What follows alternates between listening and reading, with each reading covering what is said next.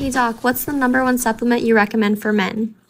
Okay, for men, I immediately think of testosterone. So, in order to help supplement healthy testosterone levels, I would definitely recommend Tonkat Ali. It's an herb you can get anywhere, but basically, what that's going to help do is increase mental mood, focus, increase muscle mass, energy, as well as supplement a healthy libido. Great. What's it called? Don Quai? Supplement healthy testosterone levels.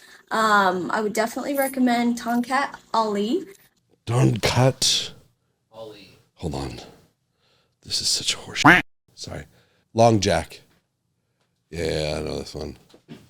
Fun fact on a Friday. I don't know if it's Friday that you're watching this video. I call it fun facts on a Friday for me. There's many pathways to medical school in life, and my pathway included getting a master's degree in Chinese medicine and herbology. I studied that, which was fun. And so I have a master's degree in that area. And she's describing an herb, a Chinese medical herb. Let's start by saying this. A lot of herbs are ascribed this mystical value and this mystical ability beyond its capacity to provide. I'm not throwing out all herbs because I will not do that. Herbs are not all bad. Hepaglyceric acid has been shown to induce latency in chronic viral infections. Hepaglyceric acid. I've used that clinically. I've seen it work. I've run the labs. So I'm not vilifying herbs even a little, but they have a place. They have a value. If we overvalue something and make it out to be more than what it's capable of doing, when people use it, they're going to say, wow, this sucked. That didn't work. Herbs stink. I don't like herbs at all. And now we've ruined all of herbology. Now, herbology plays a role. There's importance to it. Chamomile tea, come on. Peppermint tea, come on. These are just everyday things you're normally used to using. And then, as I mentioned, hepaglyceric acid, that's derived from licorice. Herbs play a role. There is a place for them.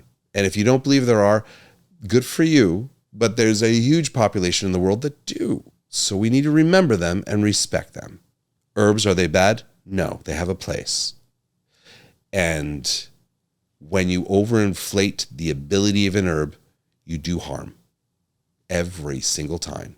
And sometimes you overinflate the power of the herb in order to overinflate your ability as a physician. That's true. It is true. Long Jack, which is what the other name for that, the Western name for that herb is. Long Jack Alley.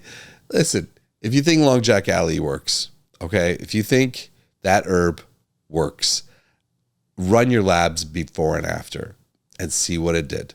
I will bet you dollars to donuts it did nothing. Nothing.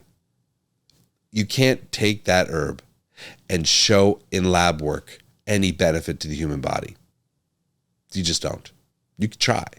And I recommend you doing that.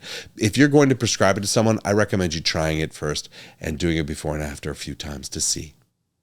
The only times you'll hear someone saying that Long Jack works like this is going to be in theoretical circles, theoretical articles, but you'll never see it done clinically long term, because if a person does it, they do it for a while, they don't see a benefit. Why are they spending the money to buy this?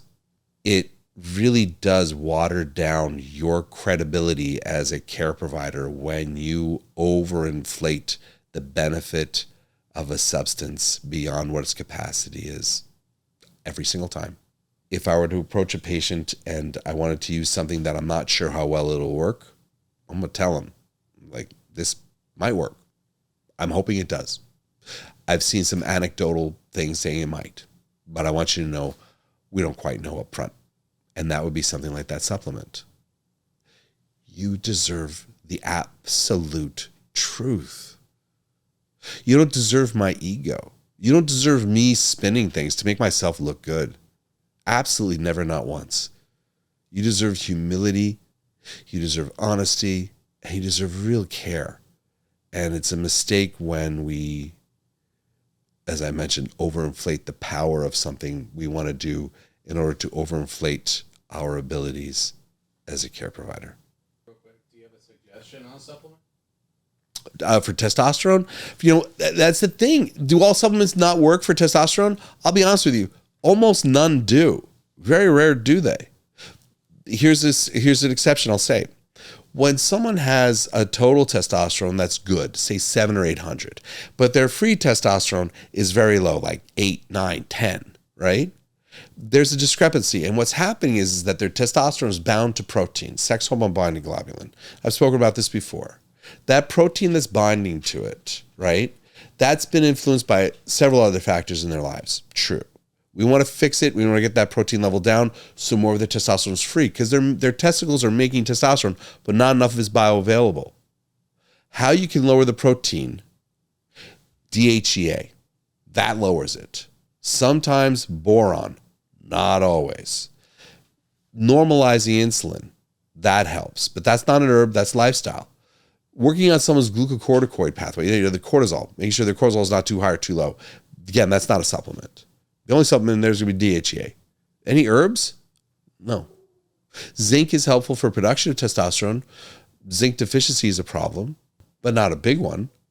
Excessive consumption of phytoestrogens such as phytoestrogens such as soy. Look that one up. There was a single case that was published in the American Journal of Clinical Nutrition. I'm pretty positive. This is like 10 or 15 years ago, where a guy ate so much soy because he wanted to go vegan, so much soy, he grew breast tissue, he had zero testosterone, his estrogen was high because of the soy. If you're looking at some phytoestrogen activity, there's your proof. Phytoestrogens do things. So if you're going to give someone phytoestrogens to have some impact, there's phytoestrogen herbs out there. All right, there's some benefit there, maybe. Which I'll get to in my next video. We're going to do another video next, which is going to be going into phytoestrogens. Hey, listen, if you have videos that you've seen that you're like, what is this? Do I trust this? Is this true? Do I believe this? Want to hear someone else's opinion?